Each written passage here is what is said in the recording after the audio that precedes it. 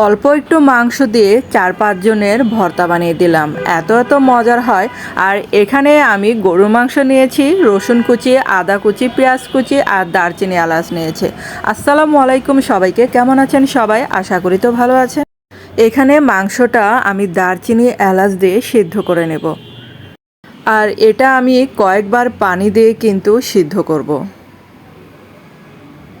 কারণ গরু মাংস যেহেতু সিদ্ধ হতে সময় লাগে, তার জন্য আমি আরও 3বার পানি দিয়েছিলাম, সিদ্ধ করে নিয়েছি।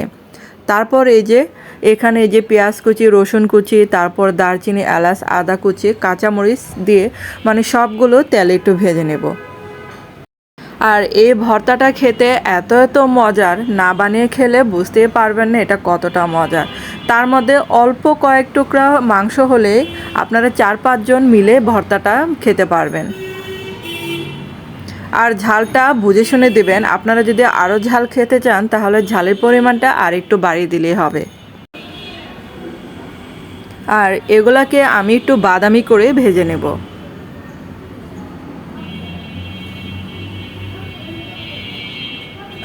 তো এগুলা দেখেন কালার চেঞ্জ হয়ে আসতেছে।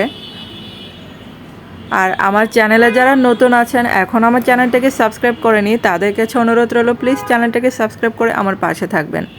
আর আমার রান্নার ভিডিও যদি প্রতিদিন দেখতে চান তাহলে সাথে যেটা বেল বাটন আছে সেটা অন করে রেখে দেবেন, তাহলে আমার প্রতিদিনের রান্নার ভিডিওর নোটিফিকেশন চলে যাবে আপনাদের কাছে।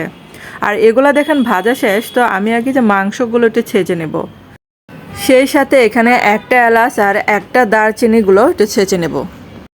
আর এখানে একটুখানি মাংস দিলে অনেকগুলো ভর্তা করা যায়।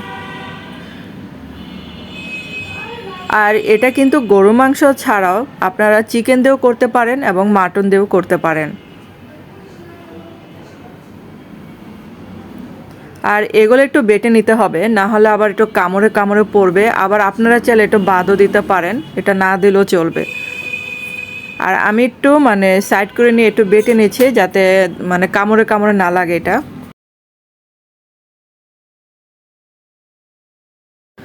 আর এগুলা যখন বাটা শেষ, তারপরে পেঁয়াজ আর কাঁচামরিচ, আদা কুচিগুলো এখন দিয়ে দেব। আর এগুলো কিন্তু একদম মিহি করে আমি বাটবো না, তারপরে হাত দিয়ে মাংসগুলো একটু ছাড়িয়ে নিতে হবে। আর যারা এই ভিডিওটা ফেসবুকে দেখবেন তাদের কাছে অনুরোধ রইল প্লিজ আপনারা ভিডিওতে অবশ্যই লাইক দিবেন এবং বেশি করে কমেন্ট করবেন। আর মাংসগুলো ছাড়িয়ে নিয়েছি, এখন এগুলো একটু বেটে নেব। আর এই ভর্তাটা খেতে কিন্তু অনেক মজার হয়।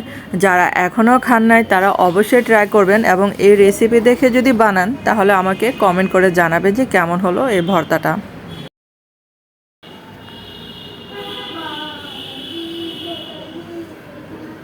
আর এরকম করে বাটলে সুবিধা কি, কামড়ে মাংসটা পড়ে, তখন খেতে কিন্তু অনেক ভালো লাগে।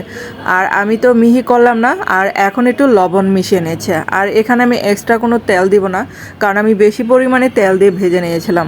আবার অতিরিক্ত তেল হলে কিন্তু আবার বেশিও ভালো লাগবে না। তো লবণটা দিয়ে মাখিয়ে নিচ্ছে। আর যদি আমার এই ভিডিওটা আপনাদের কাছে ভালো লেগে থাকে তাহলে একটা লাইক দিতে কিন্তু ভুলবেন না। আর গরম ভাতের সাথে এই ভর্তাটা খেতে দারুণ লাগে। আর হয়ে গেল আমার এই গরু মাংসের ভর্তাটা। তো কেমন হলো কমেন্ট করে জানাবেন। তো ধন্যবাদ সবাইকে এতক্ষণ আমার ভিডিওটা দেখার জন্য।